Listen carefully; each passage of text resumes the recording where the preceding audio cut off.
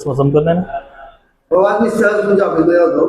लोक बोलतायत की संजय भाऊ थोरात जनसभा आहेत, त्यांच्या मार्फत गोरगरिबांचे कामं केले जातात.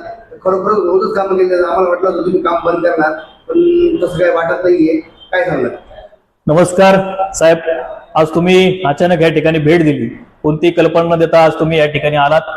आज आपण पाहताय की या ठिकाणी सुद्धा नागरिक या ठिकाणी आलेले आहेत. त्यांच्या अडचणी असतात, समस्या असतात, ते या ठिकाणी घेऊन येतात आणि आपण जनसेवा जनसंपर्क कार्यालयाच्या माध्यमातून, संजय भाऊंच्या माध्यमातून गेल्या अनेक वर्षापासून हे ऑफिस या ठिकाणी चालू आहे.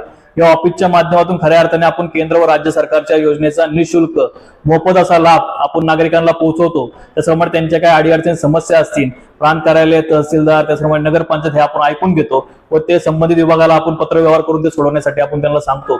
त्याचप्रमाणे केंद्र व राज्य सरकारच्या अनेक योजना आहेत, पण नागरिकांना त्या योजना माहीत नसतात, त्यामुळं नागरिक त्यापासून वंचित राहतात. तरी बऱ्यापैकी आम्ही प्रसार करून लोकांना सांगितलं आहे की आपण ह्या योजनेचा लाभ घ्यावा. यामध्ये प्रामुख्याने आयुष्यमान भारत कार्ड ही एक योजना आहे, अतिशय सुंदर योजना आहे. अनेकांनी कार्ड यामध्ये काढलेलं आहे, अनेकांनी कार्ड त्यामध्ये काढले नाही.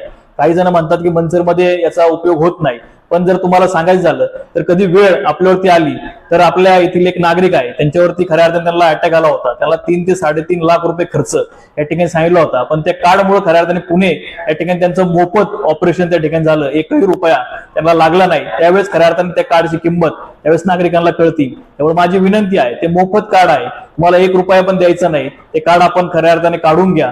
ते कार्ड खूप महत्वाचं आहे. त्याचप्रमाणे आयुष्यमान भारत कार्ड झालं, त्याचप्रमाणे रेशन कार्डचं स्मार्ट कार्ड आहे, त्याच्यामुळे लाडक्या बहिणीचे जे 468 नाव आलेले आहे त्यांचे आपण ई-केवायसी मोफतपणे आपण केलेली आहे. काहींची नावं आली नाही, ते पुढे आल्यानंतर त्यांची पण आपण ई-केवायसी त्या ठिकाणी आपण करणार आहोत. त्याचप्रमाणे बांधकाम कामगार सारखी योजना आहे, ती पण आपण निःशुल्क मोफत या ठिकाणी आपण भरतोय.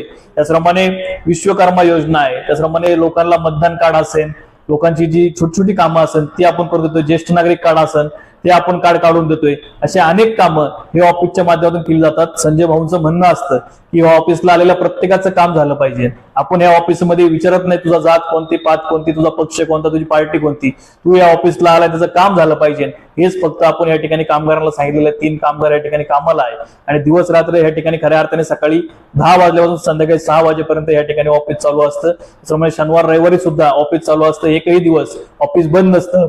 या पद्धतीने आम्ही संजय भाऊंच्या मार्गदर्शनाखाली खऱ्या अर्थाने आंबेगाव तालुका असेल, मंचर शहरातील कोणताही नागरिक आला, त्याचं रेशन कार्डचं असेल, कोणतंही काम असेल, आपण निःशुल्क मोफत या ठिकाणी करतोय. आज तुम्ही प्रत्यक्ष या ठिकाणी भेट देऊन तुम्ही पण पाहिलं आहे. मी तुमचे पण मनापासून आभार मानतो व नागरिकांना विनंती करतो की ज्यांना खऱ्या अर्थाने केंद्र व राज्य सरकारच्या योजना माहीत नसतील त्यांनी ह्या योजना माहिती करून घ्या.